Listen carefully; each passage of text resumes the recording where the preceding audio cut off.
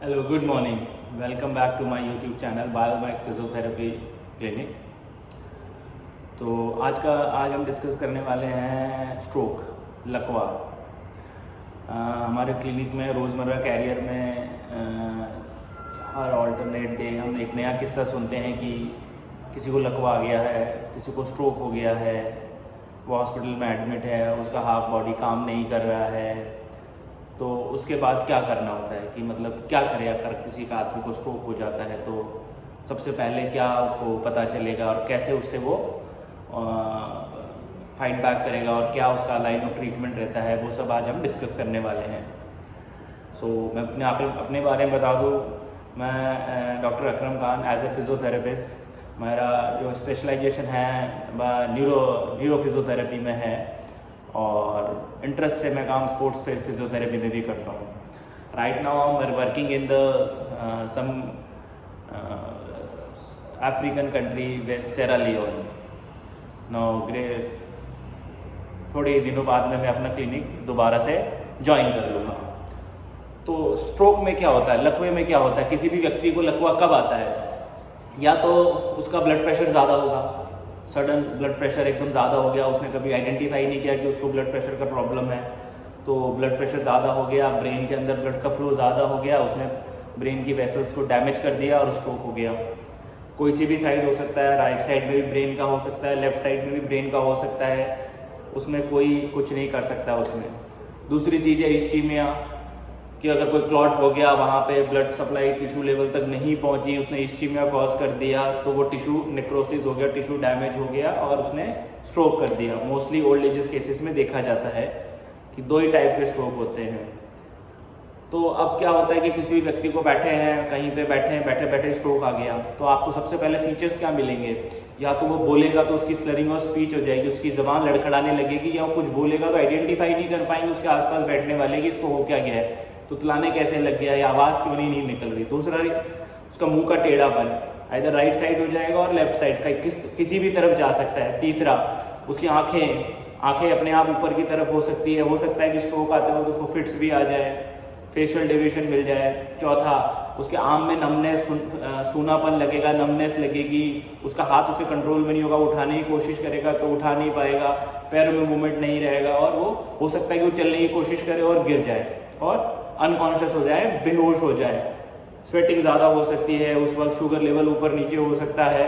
तो सबसे पहले हमें क्या करना है कि स्ट्रोक का कोई आपके पास स्ट्रोक का पेशेंट अगर ऐसा हो, आपके सामने कोई व्यक्ति इस तरीके का कुछ सिम्टम दे रहा हो या कुछ कर रहा हो, तो सबसे पहले हम उसको हॉस्पिटल में लेके ही जाना है, क्योंकि स्ट्रोक का मतलब होता है डिसेबिलिटी। अगर एक बार स्ट्रोक ने अगर आपके ब्रेन की स्ट्रक्चर को डैमेज कर दिया है तो वो आपको रिकवर 100% नहीं हो पाएगा। डिपेंड ऑन द सिवियरिटी कि किसको कितनी सिवियर स्ट्रोक आया है। तो अब जब आप हॉस्पिटल लेके जाते हैं, तो अगर बहुत से लोग सोचते हैं कि इसको कार्डियक अरेस्ट तो नहीं हुआ है, हार्ट अटैक तो नहीं हुआ है, बस स्ट्रोक का पेशेंट थोड़ा आपको कॉन्शियस पिक्चर देगा कि वो कुछ ना कुछ बोलेगा, वो एकदम सडन अनकॉन्शियस नहीं होगा, वो आपको पिक्चर देगा कि हाँ he is conscious but he is not responding toward. तो सबसे पहले हमें हॉस्पिटल लेके जाना है। हॉस्पिटल लेके जाने के बाद डॉक्टर का काम है कि सबसे पहले वो अपना सारा आईसीयू में एडमिट करना है, जो भी है उसको थ्रोम्बोलाइज करना है और उसको सेटल डाउन करना है, उसका ब्लड प्रेशर को कंट्रोल करना है, उसका blood sodium, potassium, blood sugar जो भी है वो अपना इन्वेस्टिगेशन करके उसको कंट्रोल कर लेता है। 1-2 दिन आईसीयू में रहने के बाद डॉक्टर आइडेंटिफाई करता है कि how much the damage in brain, तो वो एमआरआई कराता है, सीटी स्कैन कराता है, ब्लड टेस्ट कराते हैं बहुत से डेली बेसिस पे, सोडियम, पोटेशियम, हीमोग्लोबिन वगैरह चेक होते रहते हैं, कोई इन्फेक्शन तो नहीं हो गया बॉडी में, जो भी है, चेस्ट इन्फेक्शन तो नहीं हो गया है, सीजर्स वगैरह तो नहीं आ गए। ये सब चीज़ें कंटिन्यू चलती रहती है। 2-3 दिन बाद पता चलता है कि 2-3 दिन बाद में पेशेंट रिस्पॉन्ड करना है, बेटर हो, तो धीरे धीरे हॉस्पिटल आईसीयू से बाहर आके उसको बेड पे कर दिया जाता है शिफ्ट। उसके बाद क्या होता है कि बस हमको धीरे धीरे डॉक्टर्स की एडवाइस फॉलो करनी होती है कि भाई कब उसका ब्लड प्रेशर सेटल है, कब उसकी फिजियोथेरेपी स्टार्ट की जाए, कब उसकी एक्सरसाइज स्टार्ट की जाए, कि वो जिससे जितना जल्दी से जल्दी हो वो अपनी आइडियल एक्टिविटी में इन्वॉल्व हो जाए, अपने रूटीन के वर्क में काम शुरू कर दे। तो वो डिपेंड करता है कि भाई वो रिकवरी कैसे कर रहा है, ब्लड प्रेशर उसका कैसा है, शुगर लेवल कैसा है, उसका सोडियम पोटेशियम लेवल कैसा है। तो धीरे धीरे हम उसकी बेड साइड फिजियोथेरेपी और छोटी मोटी एक्सरसाइज वहीं पे शुरुआत कर देते हैं कि जिससे कि उसकी मोबिलिटी बनी रहे, मसल स्टिफ ना हो और मूवमेंट होता रहे। क्योंकि स्ट्रोक हो गया, पैरालाइज हो गया, हाफ साइड बॉडी पूरा कंप्लीट चला गया है, इधर अपर लिम्ब भी चला गया, हैंड भी चला गया, लेग भी चला गया, फेशियल डेविएशन है, ये है, स्पीच नहीं आ पा रही है, किसी को बैलेंस का प्रॉब्लम होता है, सबका अलग अलग एरिया इन्वॉल्व होता है ब्रेन का कोई सा भी, तो उसके अकॉर्डिंग वो हो गया। फिर उसके बाद हम धीरे धीरे उसको 1 वीक के बाद हम उसको आउट ऑफ बेड करते हैं, या तो उसको व्हील चेयर पर लेके शिफ्ट करके थोड़ा व्हील चेयर मोबिलाइजेशन वगैरह कराते हैं, जिससे कि पेशेंट को अवेयरनेस हो कि वो कहाँ पर है, क्या है, थोड़ा ब्रेन उसका अच्छे से रिस्पॉन्ड करे, रिएक्ट करे टुवर्ड द सिचुएशन और अंडरस्टैंड करे कि क्या उसके साथ हुआ है। आफ्टर दैट क्या करना होता है कि सबसे बड़ी चीज़ होगी कि अब हमें आगे फर्दर प्लान ऑफ केयर क्या है।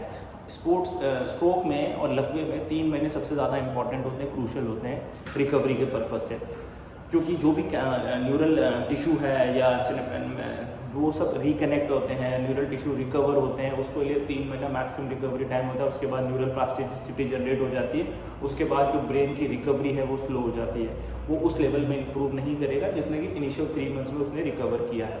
But stroke means the disability, उसने कुछ ना कुछ परमानेंट डैमेज कर ही दिया, समझ लीजिए इतना बड़ा कोई क्लॉट उसने वहाँ पे छोड़ दिया है, वो धीरे धीरे धीरे धीरे धीरे छोटा रहेगा, हो जाएगा, बट वो उस लेवल में बिल्कुल रिकवर नहीं होगा जो कि होना चाहिए, या बिफोर स्ट्रोक जैसा आदमी था वैसा नहीं हो पाएगा।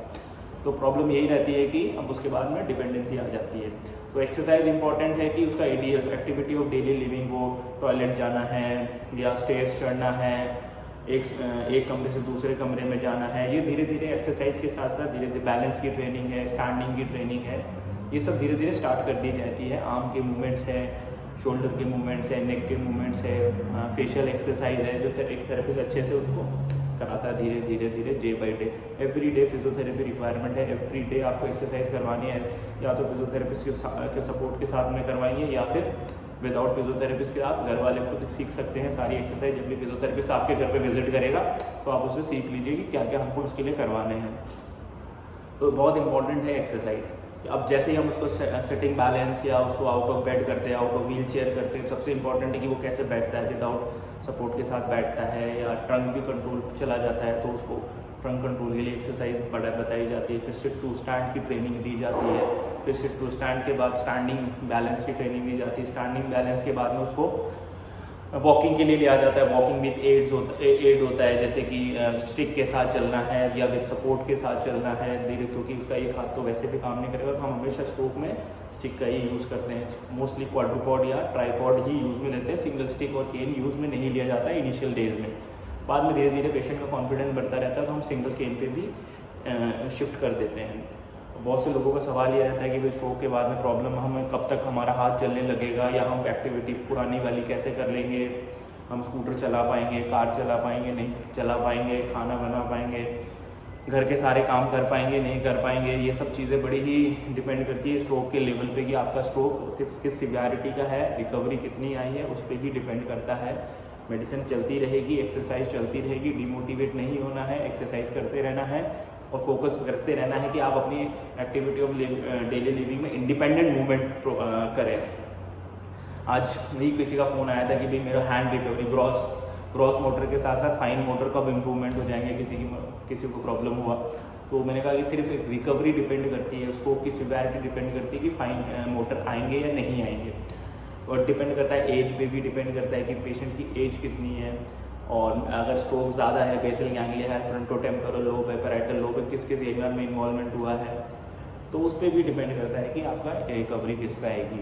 तो कुल मिला के जो कंक्लूजन ये है कि अगर स्ट्रोक हो गया है तो इसका मतलब है कि आप डिसेबिलिटी आपके अंदर आ ही जाएगी, आप बिफोर वैसा नहीं रहे होंगे जैसा कि प्रीवियस द स्ट्रोक हो। तो स्ट्रोक प्रिवेंशन ही क्योर है। Healthy lifestyle, healthy exercise, cholesterol control में रखिए, हमेशा टाइम पे अपना ब्लड प्रेशर चेक कराते रहिए, और sugar level, diabetes level, HbA1c check कराते रहिए कि लेवल्स हाई तो नहीं हो रहे हैं। मॉर्निंग वॉक करिए, साइकिलिंग करिए, एक्सरसाइज करिए, whatever you want to feel is good, आप वो एक्सरसाइज, एक्टिव लाइफस्टाइल को आप अपनाइए। दूसरी चीज़, व्हाट यू ईट, आप खाते क्या हैं, हाई फैट वाली चीज़ें आपसे बचना है कि हाई फैट अगर आपने लिया है तो कोलेस्ट्रॉल लेवल हाई होगा ही होगा आपका, तो फैट वाली चीज़ों से बचिए। प्रोटीन इंटेक कीजिए जिससे कि मसल का सपोर्ट अच्छा रहे, और प्रोटीन के बाद साथ साथ मिनरल्स, जिंक, मैग्नीशियम, ये सब की रिक्वायरमेंट होती है जो मसल रिकवरी में बहुत हेल्प करती है। But the centre of part, जो head of the centre of the body है, जो कंट्रोल करता है वो ब्रेन ही है। अगर ब्रेन में कुछ इशू होता है तो इसका मतलब है कि कोई ना कोई आपको कुछ ना कुछ डिसेबिलिटी रह ही जाएगी। और इसके अलावा भी और कोई आपके सवाल हैं तो आप मुझसे पूछ सकते हैं, कमेंट कर सकते हैं, कमेंट करके मुझे सवाल पूछ सकते हैं, मैं आपको उसका जवाब जरूर दूंगा, क्योंकि टू वे कम्युनिकेशन बहुत ज़रूरी होता है। जब आपको सवाल मेरे से पूछेंगे स्ट्रोक के बारे में तो मैं उसका जवाब बहुत अच्छे से दे सकता हूँ। और मेरे चैनल को सब्सक्राइब करना ना भूलें, लाइक करना और शेयर करना ना भूलें। Thanks for watching me. Thank you very much.